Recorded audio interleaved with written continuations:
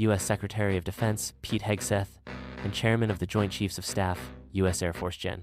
Dan Raisin Kane briefed reporters on the historic U.S. military strikes against Iran's nuclear facilities, which took place last night and were dubbed Operation Midnight Hammer. The operation was executed with a level of secrecy that left few in Washington aware of its timing or nature.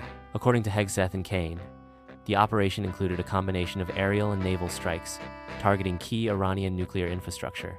The U.S. Air Force deployed B-2 Spirit stealth bombers, which dropped 1430 0-pound GBU-57 B massive ordnance penetrator (MOP) bunker buster bombs on the Fordo and Natanz nuclear facilities. This marked the first operational use of the MOP, and a total of 125 aircraft, including the B-2s, were involved in the aerial component of the operation.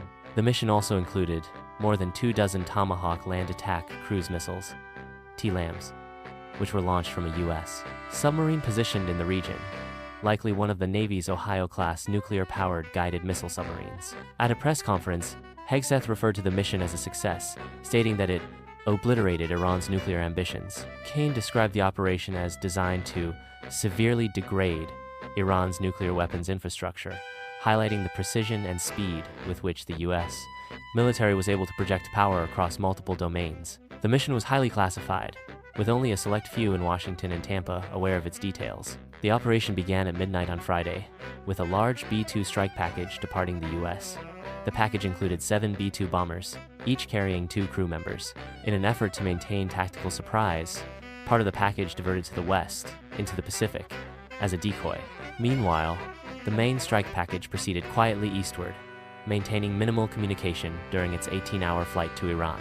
The bombers linked up with escort and support aircraft over land in a tightly coordinated maneuver, with high-speed suppression weapons employed to neutralize any Iranian surface-to-air missile threats. The U.S. strike package faced no significant opposition, as Iranian fighter jets did not engage, and the country's missile defense systems did not detect the U.S. aircraft. At 6:40 p.m. Eastern Standard Time on Friday night, or 2:10 a.m. local time in Iran, the lead B-2 bomber dropped the first 2 MOPs on Fordo, with the other bombers following suit and targeting both Fordo and Natanz. After completing the strike, the U.S. aircraft exited Iranian airspace, returning to base without encountering any fire from Iran's defenses. In addition to the aerial strikes, a U.S. submarine launched a salvo of Tomahawk cruise missiles against key infrastructure targets in Isfahan, timed just before the B-2s entered Iranian airspace. The use of these missiles, according to Kane, helped maintain the element of surprise throughout the operation. In total, U.S. forces used approximately 75 precision-guided weapons during the mission, with all 3 Iranian nuclear sites being struck between 6:40 p.m.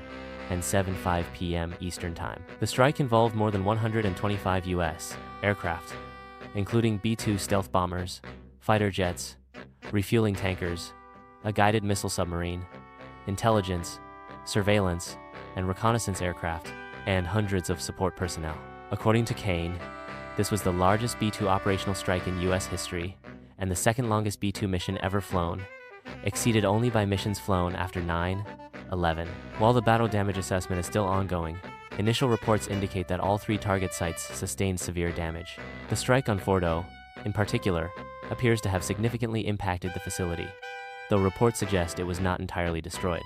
Satellite imagery from Maxar Technologies shows large craters and a layer of ash across the area, with several tunnel entrances blocked by dirt. Hegseth described the operation as a singular mission that was not open-ended, emphasizing that the U.S. military was prepared to respond to any Iranian retaliation or proxy attacks, though he stressed that the mission was not aimed at regime change. Instead, it was a targeted operation to neutralize the threat posed by Iran's nuclear program and to defend U.S. national interests and allies, particularly Israel. The United States had notified Congress of the operation after the planes returned safely, complying with the War Powers Act. Hegseth reaffirmed that while the mission was successful, it was not meant to provoke further conflict, but rather to demonstrate the U.S. commitment to preventing Iran from acquiring nuclear capabilities. Despite the success of Operation Midnight Hammer, tensions remain high. Iranian officials have reserved the right to retaliate against the U.S., and concerns are growing about the possibility of a larger regional conflict. Iran may attempt to close the Strait of Hormuz, or launch missile strikes against U.S. interests in the Persian Gulf. The situation remains fluid, and though the operation was a resounding military success, the full consequences of the strikes are yet to unfold. In addition to the military success, the operation showcased the extensive preparation and coordination involved in executing such a complex mission. The use of decoy B-2s to mislead enemy surveillance, the integration of various air and naval platforms, and the precise timing of the strikes all reflected years of technological development and rehearsal. However, even with the operation's success, Hegseth cautioned that it is still too early to declare victory and that the situation remains volatile. The operation's aftermath continues to unfold, and U.S. forces remain on high alert for any potential Iranian reprisals.